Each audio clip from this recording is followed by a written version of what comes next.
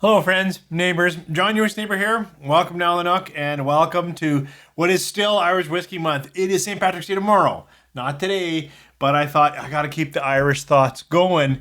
And I ran out and I was in Whiskey Drop and they had a bunch of Irish, but I've talked to you about all of them almost. And then I saw this happening and the fellow there said, it's a nice breakfast whiskey, which was a funny comment to make, but I thought, let's give it a try. Now, I know it's a blend. It's got grain and single malt. We'll talk more about the little bit that I know of this halfpenny whiskey, or halfpenny, however you say it. And then I'll share a few thoughts against the Gael J.J. Corey. Now, this bottle is an older release, 2019, but I know they have a current one out there. So if you've got any blended Irish, so this has lots of different casks in it, but both of these have single malt and single grain in them. Why don't you pour a dram of that? And then we'll talk a little bit about Irish blended whiskey when you come back. 3, 4.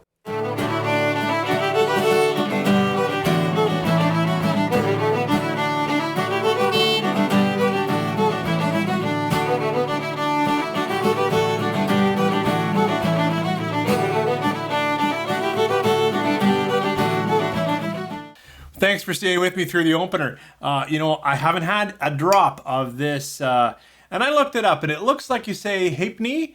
I would have said halfpenny, certainly not halfpenny, but halfpenny or halfpenny. I hope I got it even close.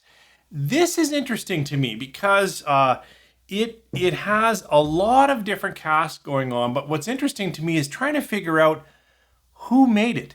Because the back is super clear. It talks about Pierce Lyons Distillery in Dublin. So it's got to come out of there. When I go to their website, it's not on their website. But, when I search around for this halfpenny Irish whiskey, I find the Lexington Brewing Company. And then it looks like the Lyons family bought that back in maybe 1999. And there's a brewery. It also makes bourbon. And then when we look at the casking in here, some of the Irish whiskey has rested in, there's port and there's sherry, but it's the ex-bourbon and then the double charred grain. I believe both the bourbon and the double charred are casks that have come over from the Lexington Brewing Company from Kentucky, and the whiskey has sat in that. It does say this is a blend of 4 and 10-year-old whiskeys, and it looks to me like the 4-year-old is single malt and the 10-year-old is single grain. Maybe. But what's also cool, this is a nice color. It's 43%, but it clearly says it's non-chill filtered and natural color. So that's interesting. So we've got mostly grain, 60, what did I say? 62, 68? Shoot, I don't remember. I'm going to say 62 and 38% single malt. And then we've got port and sherry and ex-bourbon and double charred or recharred. I think it's another ex-bourbon, but somewhere on one of the websites it said ex-rye. Let's see what we get on the nose of this blended Irish whiskey. All the whiskey is here from Ireland, absolutely, even with that connection into Kentucky. This is an Irish blend. Let's try the nose. It is fruity, like you would think, with all that sherry and port. So I've got, a whole bouquet of fruits going on, but there's something else immediately on the nose. I'm going to say caramel and butterscotch. It's got a lot of that ex-bourbon vanilla, but almost a new oak caramel. Like it's got a little bit of that sweeter cooked candy. Yeah, if I lean in there, got a little bit of marker that my friend said was kicking around in there. Distilled reviews, brewed in reviews. Is that how I say it, John? I'm sorry. World famous Dan down there. You did mention when you reviewed this that there's a marker note to it. And now that I've said it out loud, I am getting it in spades, but I didn't get it right away. I got mostly fruits and then a lot of butterscotch, or caramel, toffee, sweetness. It's coming up a bit. Let's try it on the palate. See if it can turn into some other notes. Sancha. On the palate, that butterscotch is coming out. That rich but sweet butter toffee. Like it's very, maybe it's that non-chill that's giving it a nicer, a bit more coating oils, and it is sweet. I can get a little more dark fruits, a little more of that cherry and port maybe. I don't get, often port gives me a bit of chocolates. I don't got any of that right now. Definitely the grain is a little louder. I would say the grain is like it's a 10-year-old grain. Grain to me comes into its own no sooner than that. Yeah, there's some fun young grain whiskeys, but they seem to take a little longer to come out. Better take another sip, Sancha. Well, that was much better. Maybe it'll settle in. Like you can tell, I just opened it because now it's got that sweet toffee, but now it's almost got a char, so that creme brulee sweetness, right? So you've got that kind of butterscotchy, but a bit creamy. And I'm definitely getting more sherry or almost red wine notes. Not quite, but a darker fruit note in with that vanilla pudding. Not when I went somewhere else yet, but trying to chase down almost a feeling. I would say in the mouth, this, like when you got it in the palate, it's the best of what it can do. The nose, hopefully that marker will go away with time. It was sweet and light. It didn't really draw me in too much, the nose, and the finish is present. It's there, but it's disappearing fast into sugars and maybe light honeys. But in the palate, I actually thought this was pretty good. Maybe on the back, long finish. I got a bit of that bitter note too, John. I got you in my head. I'm actually enjoying this. This is nice. I think this would appeal to a fair number of people because of those caramel, but a little bit of fruit note, give it a bit of character.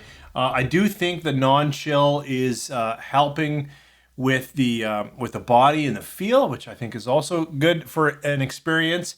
This Halfpenny whiskey, not bad. Like it's still, I don't know, not bad. It actually presents well, wax seal and all those casks going on. It presents maybe a little higher than it is, but it's not a bad blend.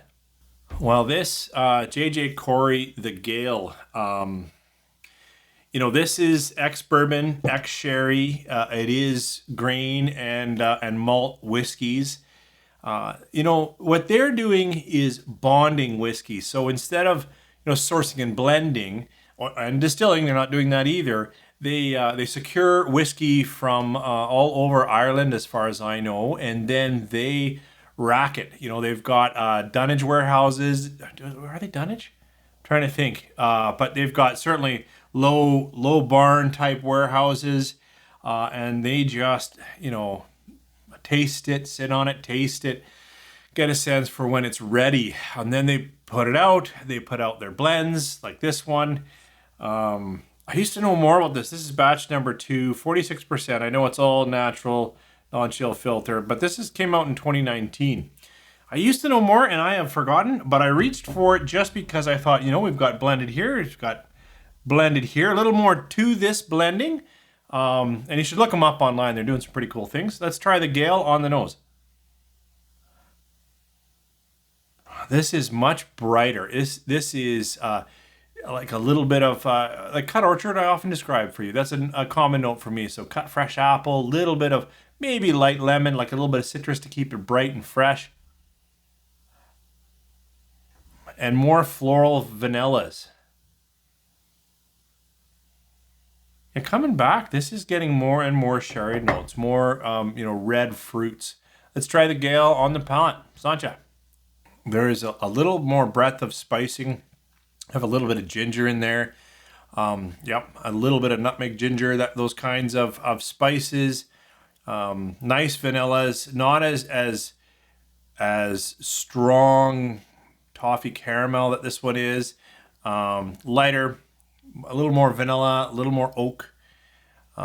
Cleaner on the palate, finishes into a sweet, light fruit palate. This is a delightful Irish blend. I've talked to you guys about the Corey before. I mean, the Gael from J.J. Corey. And honestly, if you can still see this on the shelf, where I was getting it at a Sherwood Park, that liquor store closed, and I had no idea. I actually went out there the other day, and they're done. I don't know the story there. But they had a bunch of these on the shelf, and I've been nursing along. There's lots in here. I'm sure I'll have it for a bit.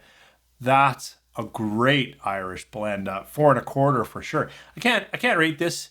It's starting nice. It's fun, and it would be a nice pickup. And I think it presents well. So, not a bad blend. Thank you for joining me here. I hope you guys have some fun plans, even if those plans are just you and a friend or whatever it is that is fun for you on St. Patrick's Day. Thanks for tuning in.